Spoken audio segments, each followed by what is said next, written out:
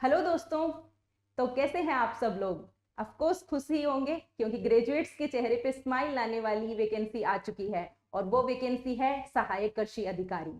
कल के सेशन में हम लोगों ने डबल एआरओ और एआरओ के बारे में देखा था। आज के सेशन में हम कंप्लीट देखेंगे डबल एओ की जो वैकेंसी आई है 2024 की, उसके बारे में कि उसमें कितने पद हैं, टीएसपी एरिया में कितने हैं, नॉन टीएसपी एरिया के कितने हैं, योग्यता क्या रहेगी उसके लिए, जो अपना आवेदन है वो कब से स्टार्ट होंगे, मिनिमम जो एज है वो क्या चाहिए, पेपर पैटर्न चेंज हुआ है या नहीं हुआ, तो ये सारी चीजें हम लोग देखने वाले हैं। ठीक है, तो शुरुआत करते हैं। विज्ञप्ति, कल वाली विज्ञप्ति जो मैं बताई थी आप लोगों नोटिफिकेशन, उसी सेम नोटिफिकेशन के अंदर ये वैकेंसी शामिल है, जिसमें फर्स्ट एंड सेकंड नंबर पे आप लोग इसको देख सकते हो, assistant agriculture officer in non schedule area and assistant agriculture officer schedule area. ठीक है, तो आप देख सकते हो कि जो 115 नंबर टोटल सीट कितनी आई है, नॉन टीएसपी एरिया में कितनी आई है 115 और टीएसपी में कितनी है 10, यानी कि टोटल सीट्स कितनी हो गई 125।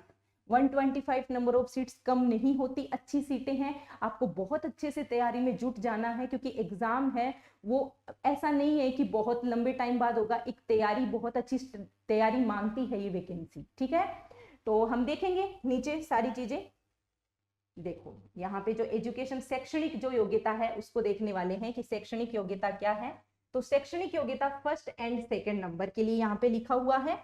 फर्स्ट एंड सेकंड नंबर के लिए जो बीएससी एग्रीकल्चर, बीएससी हॉर्टिकल्चर से है, यानी कोई भी यूनिवर्सिटी से कोई बीएससी एग्रीकल्चर या बीएससी हॉर्टिकल्चर का जो कैंडिडेट है वो इसमें अप्लाई कर सकता है। ठीक है, जो बी एग्रीकल्चर से जो बीटेक वगैरह करते हैं वो इसमें अप्लाई नहीं कर सकते क्योंकि इसमें डायरेक्ट लिखा हुआ है बीएससी एग्रीकल्चर।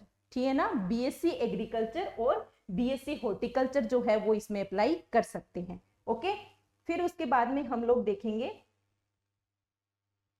हाँ वही चीज जो मैंने बताया था कि जो अंतिम वर्ष में एंटर कर चुके हैं, तो आपका जो कैंडिडेट 7th सेमेस्टर में है, 8th सेमेस्टर में है, या फिर जिसके पास में बीएससी की डिग्री उसके हाथों में है, वो कैंडिडेट उसके लिए अप्लाई कर सकता है। ठीक है, एक चीज मैं आप लोगों को कहना चाहूंगी प्यारे बच्चों कि जो कैंडिडेट एमएससी कर चुका है specially soil science and agriculture chemistry से, वो कैंडिडेट प्राइमरी जो उसका क्राइटेरिया रहना चाहिए, जो प्राथमिकता जिसको देनी है वो डबल एआरओ को देनी चाहिए, एआरओ को देनी चाहिए। डबल एआरओ में भी काफी अच्छी सीटें हैं, तो डबल एआरओ को अपनी फर्स्ट प्रीफरेंस रखना। सेकंड जो है वो डबल एओ के बारे में सोचना, क्योंकि जितना कंपटीशन आप यहाँ पे सोच रहे हो उससे वहां पे कम है, क्योंकि यहाँ पे सब सब्जेक्ट्स के लोग जो बीएससी ग्रेजुएट्स हैं वो सभी अप्लाई कर सकते हैं। उसमें सिर्फ और सिर्फ एमएससी किए हुए सोइल साइंस से जो एमएससी किए हैं वही कैंडिडेट अप्लाई कर सकते हैं। क्लियर? अभी हम यहाँ पे देखेंगे, ये चीज हम लोग देख चुके हैं, यानी कि अंतिम वर्ष। अंतिम वर्ष का मतलब है कि या तो आप जो लास्ट ईयर है बीएससी का 4th ईयर, कौन सा ईयर 4th ईयर, या तो आप 4th ईयर में एंट्री कर चुके हो, है ना। 4th ईयर में जो एंट्री कर चुका है या जिसका 4th ईयर कंप्लीट हो चुका है, या जो 7th सेमेस्टर में है या जो 8th सेमेस्टर में है, वो सब लोग इसके लिए इलिजिबल हैं, वो सब लोग ये फॉर्म फिल कर सकते हैं। फिर उसके बाद में जो इनका जो पे स्केल है वो मैं बताना चाहूंगी, L11 होता है, डबल एआरओ से कम होता है, क्योंकि डबल एआरओ का मैंने कल कितना बताया था आप लोगों को, 4800 बताया था, जो फर्स्ट ग्रेड के इक्वल था। ठीक है, फर्स्ट ग्रेड टीचर के। और जबकि जो डबल एओ है उसका जो पे स्केल होता है वो कितना होता है 4200। ठीक है ना, 4200 जो है वो उसका पे ग्रेड रहता है। आयु सीमा कल जो मैंने बताई थी डबल एआरओ के लिए वही सेम रहेगी कि 1 जनवरी 2025 तक आप मिनिमम जो आयु है वो आपकी 18 वर्ष होनी चाहिए और मैक्सिमम जो है वो 40, यानी कि 40 से ज्यादा नहीं होनी चाहिए। लेकिन अलग अलग कैटेगरीज के लिए वो अलग अलग छूट दी गई है, किसी के लिए 45 भी हो सकती है, किसी के लिए 50 भी हो सकती है, तो वो आप एक बार देख लेना। ठीक है, आयु सीमा भी हम लोगों ने देख ली। फिर उसके बाद में हम कुछ चीजें और देखेंगे जो अपने लिए इंपॉर्टेंट है। चयन की प्रक्रिया, तो चयन प्रक्रिया मैंने कल आप लोगों को जो बताया था एआरओ डबल एआरओ के लिए वही सेम यहाँ पे है कि आपका एग्जाम होगा वो ऑनलाइन या ऑफलाइन किसी भी मोड में हो सकता है, उस एग्जाम से ही आपका सिलेक्शन फाइनल निर्धारित किया जाएगा। ठीक है, ये चीज आप अपने माइंड में रखना। परीक्षा की योजना व पाठ्यक्रम, तो इन्होंने लिख दिया यहाँ पे कि जो ऑब्जेक्टिव टाइप ऑफ क्वेश्चन आएंगे ऑनलाइन या ऑफलाइन मोड किसी में भी हो सकता है, क्वेश्चन ऑब्जेक्टिव ही रहेंगे। ठीक है, सब्जेक्टिव पेपर नहीं होता, सभी में ARO, AARO, AO, AAO सभी में क्या रहता है, ऑब्जेक्टिव पेपर ही रहेगा। क्लियर। आवेदन की तिथि देखो यहाँ पे 21/10/2024 से 19/11/2024 तक है, यानी कि 19/11, ये जो 19/11 यानी कि नवंबर 19 की रात को 12 बजे तक ही आप इसके लिए अप्लाई कर सकते हो। आवेदन के लिए आपको किस पे जाना है, ये जो साइट दी हुई है इस पे जाना है, ठीक है ना।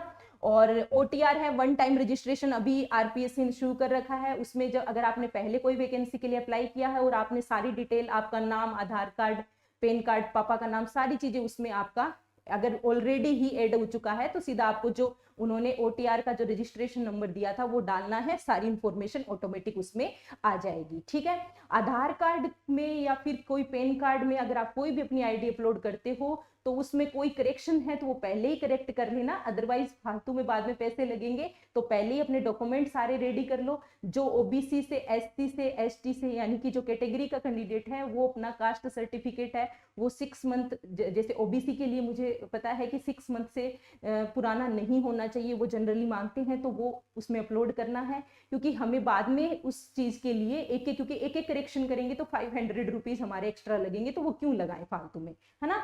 तो ये सारी चीजें आप लोग देख लेना। फिर उसके बाद में आप लोग देखोगे, ये जो मैंने आप लोगों को बताया वही सारी चीजें हैं। अभी मैं आप लोगों को एग्जाम पैटर्न का बताना चाहती हूँ। Exam pattern same as it is रहेगा, किसके जैसा, जो कल AARO ARO के लिए बताया था, लेकिन यहाँ पे सिलेबस की बात नहीं हो रही, पैटर्न की बात हो रही है। कि 40 क्वेश्चंस आपके जीके के रहने वाले हैं, 110 क्वेश्चन रहने वाले हैं। पूरा सिलेबस यानी कि जो BSc तक आप पूरा पढ़ते हो, जिसमें सारे सब्जेक्ट शामिल होंगे, जिसमें एग्रोनॉमी भी होगा, सॉइल साइंस भी होगा, हॉर्टिकल्चर भी होगा, यानी कि आपका एंटोमोलॉजी भी होगा, और जितने भी सब्जेक्ट है, सीड साइंस है, एनिमल हस्बेंड्री है, सब सब्जेक्ट इसमें आएंगे। तो ये आप जो BSc ग्रेजुएट्स हैं उनके लिए बहुत अच्छा मौका है, काफी अच्छी पे स्केल भी है, प्रमोशंस भी आगे अच्छे होंगे, क्योंकि जो सीटें हैं आगे AO की अभी जो नए डिस्ट्रिक्ट बने थे उनमें काफी क्रिएट कर दी है, तो आप लोगों के लिए काफी अच्छा मौका है, ठीक है। तो ये सारी चीजें आप लोग देख सकते हो। फिर उसके बाद में आप लोगों के अभी एक जो पैटर्न चेंज हुआ है, जो सभी एग्जाम में चल रहा है, कि जो आपको 5 ऑप्शंस मिलेंगे, 5 ऑप्शंस में से आपको जो आंसर आता है, अगर आंसर आता है तो 1 2 3 4 4 ऑप्शंस में से सिलेक्ट कर लेना। अगर उस क्वेश्चन का आपको आंसर नहीं आता है तो उसको छोड़ना नहीं है, उसमें से जो 5th वाला गोला है उसको आपको फिल करना है, ये चीज आपको ध्यान रखनी है, ठीक है।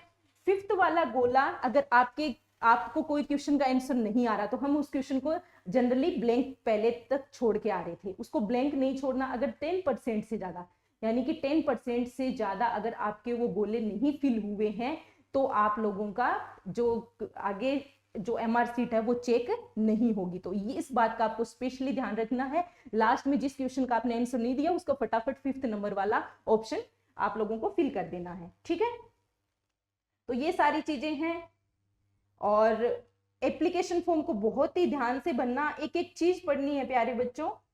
अगर आप लोग ऐसे कर लोगे कि थोड़ा सा ध्यान अच्छे से नहीं दिया और तुरंत इस तरीके की कोई गलती कर ली तो आप लोगों के लिए फिर 500 रुपीज एक करेक्शन के लिए आपको देने पड़ेंगे। और वो क्यों दे, हम पहले ही अपने सारे जो डॉक्यूमेंट्स उसमें लगने वाले हैं उनको अच्छे से प्रिपेयर कर लेना, क्या क्या क्वालिफिकेशन मांगी है, क्या क्या चीजें हमें इसके लिए जरूरत है, कौन सी ID हमें लगानी है, कौन से सर्टिफिकेट हमें लगाने हैं, तो वो सारी चीजें आप प्रिपेयर कर लेना। कल के वीडियो में कमेंट बॉक्स में कई बच्चों ने पूछा था कि ARO का जो क्या काम रहता है, उनका वर्किंग जो एक्सपीरियंस है उसके बारे में कुछ पूछना चाह रहे थे, तो उसके लिए अपन एक स्पेशल वीडियो बनाएंगे, उसमें अपन पूरा डिटेल से देखेंगे कि AARO और ARO का क्या काम रहता है, ठीक है। लेकिन AAO की वैकेंसी ग्रेजुएट जो है, जो BSc ग्रेजुएट्स हैं, स्पेशली एग्रीकल्चर और हॉर्टिकल्चर, उनके लिए बहुत अच्छा मौका है।